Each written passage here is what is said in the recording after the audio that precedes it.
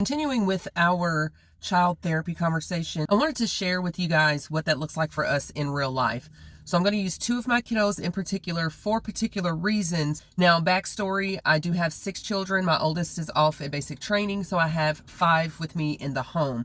My oldest actually came to Kansas before we did, and we came a couple of months afterward. When we got here, I had to process everything because, of course, it had all just happened just a few weeks before we made our big move. But I did know that somewhere in our near future would be therapy for my children and I. What I decided to do was look at the severity of each child, and then I made the conscious decision to go with the child that exhibited the worst behavior first and then work our way down. So for our particular situation, and this could be the case in most covert narcissistic family dynamics, when a father has their first male child, there's something special but yet weird that takes place. And so for our firstborn son, he actually took our separation and the incident that they had to witness with our father being arrested. He took that very, very hard.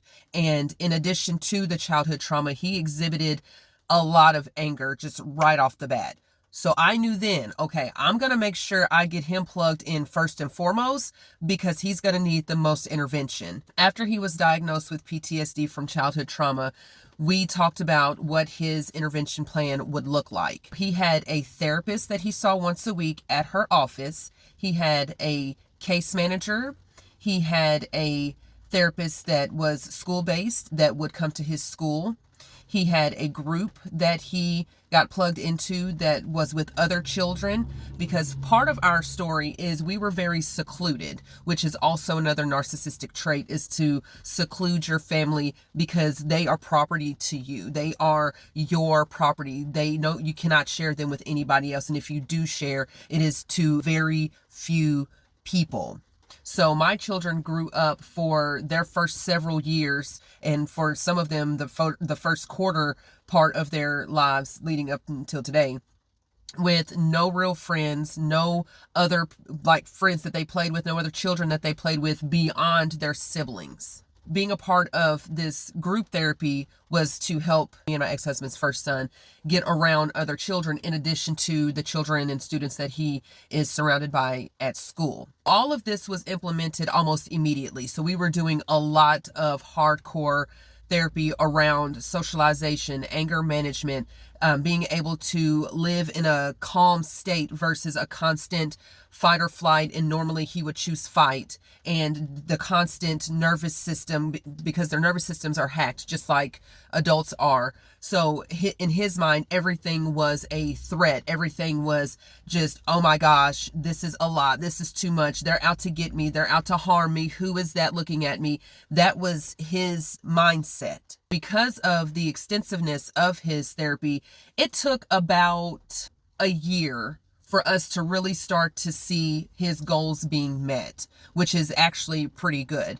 So as of fall of last year, 2025, he has been able to be cut back almost to the graduation point at this point. His therapy has been cut down to having a case manager, having group therapy, and he still does have school-based therapy, but it's every other week versus weekly and multiple times a week with some things. And so we are seeing a ginormous improvement at almost 2 years of therapy for that one. Now, I'm going to do a part 2 for my other kiddo because he is 6 years old and he is on the extreme end right now as I'm recording this video. So that's going to take a whole nother segment to break down. But I do want to share that because I want you to know what therapy could look like for a range of children. Even though we're all in the same family, they internalize, externalize, and process things totally different,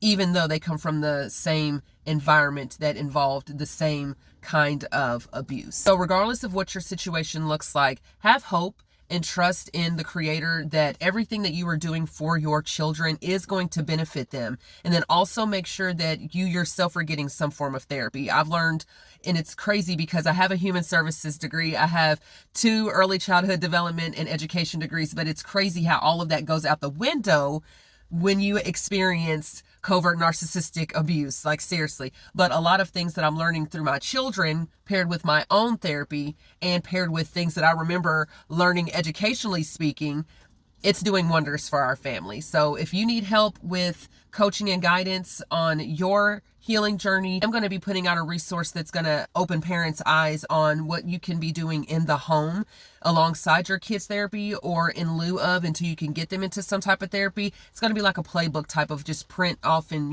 read and implement. Super easy stuff that you can start doing to help your children heal from their childhood trauma involving narcissistic abuse.